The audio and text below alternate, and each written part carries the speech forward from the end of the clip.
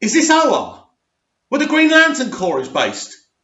Can you tell me, can you confirm that one Green Lantern had an extended presence in the history lesson in the Snyder Cut of Justice League?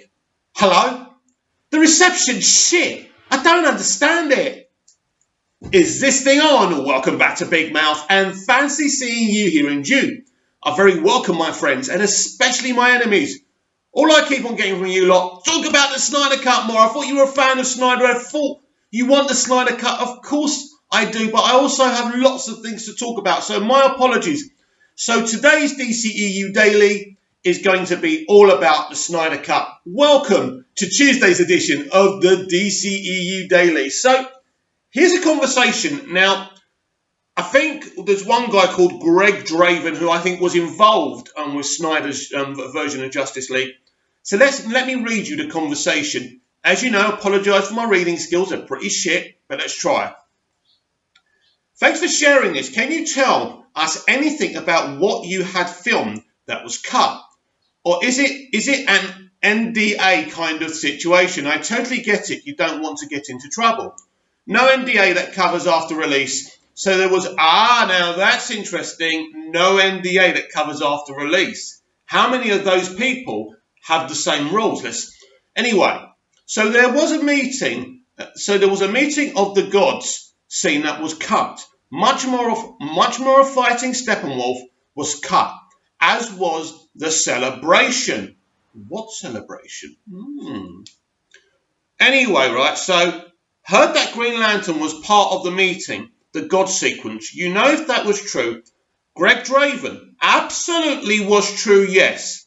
There was an actor in a mocap suit with a Green Lantern symbol on his chest. I was so excited when I learned that. And there was a brief flash of the Green Lantern humping over me in the film where we are fighting Steppenwolf. Absolutely gutted they cut so much of the Green Lantern out. Wow, wow, wow. So the more I hear about the Snyder Cut, the more I hear what we were going to get.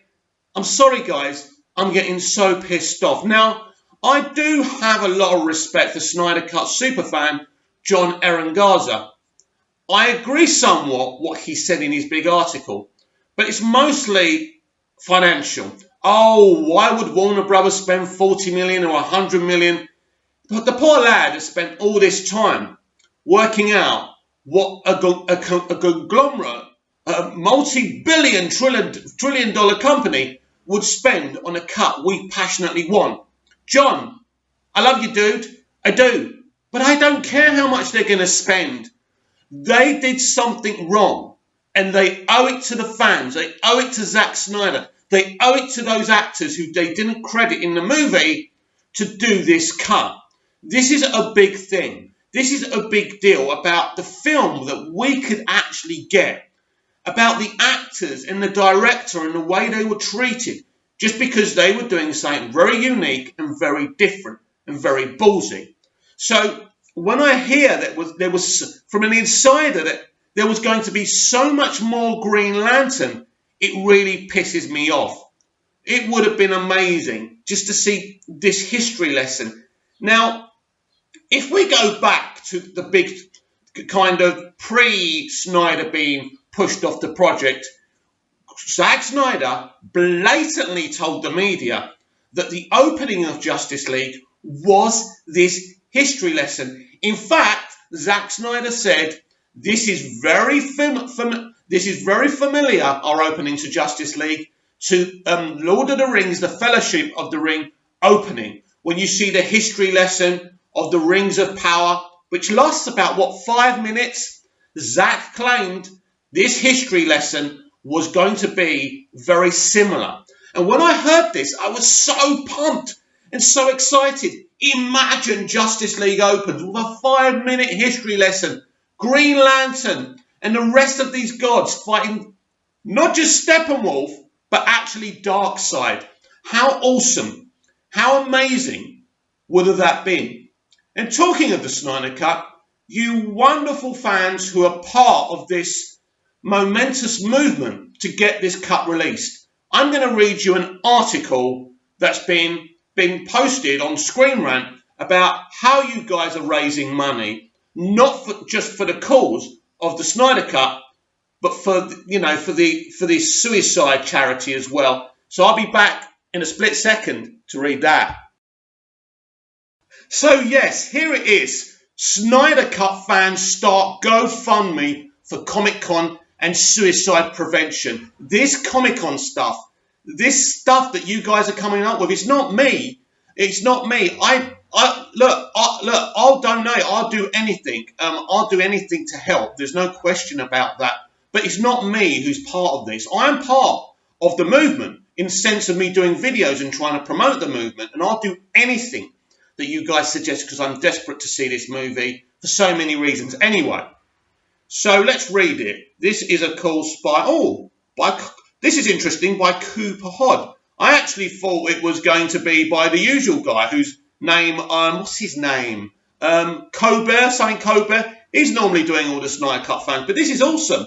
Cooper Hood. I'm gonna be looking out for him. Anyway, the quest to get Warner Brothers to release Zack Snyder's cut of Justice League continues, as Snyder Cut fans have now launched a campaign centered around San Diego Comic-Con and to raise money for the American Federation for Suicide Prevention. Snyder had dedicated fan base even before he joined the DC Extended Universe.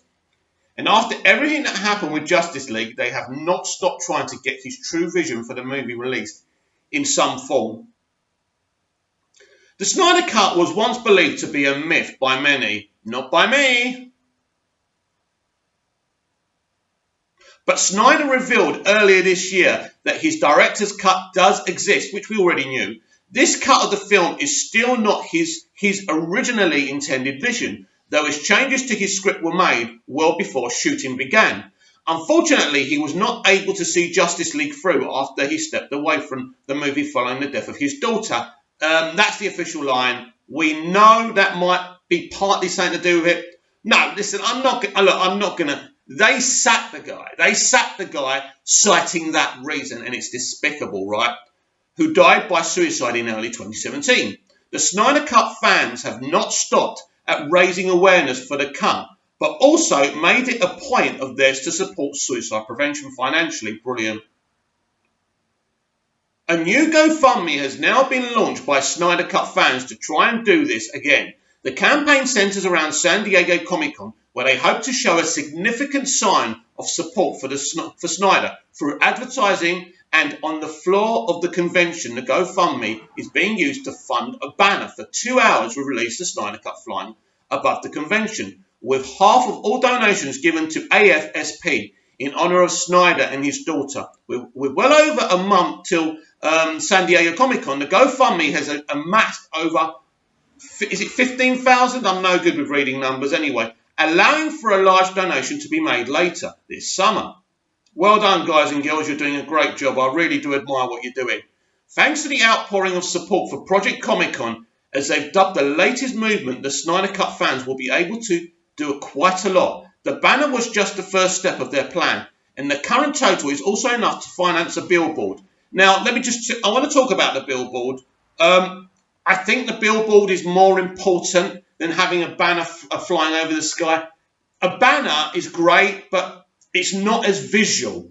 Now, if to actually have a billboard, the billboard, people are going to be driving through, saying release the Snyder Cut, and I hope it's a great piece of artwork, Justice League artwork with the Justice League members, exciting people while they see it too. So a billboard for me is very pivotal and very vital. That will be very close to the convention center, which is important, as well as a half-page color ad in the Hollywood Reporter's San Diego Comic-Con 2019 issue. Wow! The movement is also close to paying for a bus stop ad. Wow! If Project Comic-Con tops out with its fourth goal, they will donate another 8,000. Is it 8,510 to the organisation? While it seems like a lost cause to some to continue asking for the Snyder Cut, with the ball entirely in Warner Brothers' hands, the Snyder Cut fans have been noticed before with similar tactics. Snyder himself saw their previous banner that flew over the offices of WB, and continued donations to AFSP are admirable. Earlier this year, the fans were able to raise over $70,000 with the help of Snyder and Jason Momoa's giving the campaign boost on social media. So whether or not the Snyder Cut of Justice League is ever released, it is great to see fans giving to a great cause in honour of the director they admire so much. Let me just say this. A lot of people say a lot of things about us who love BVS and MOS, Batman v Superman and Man of Steel.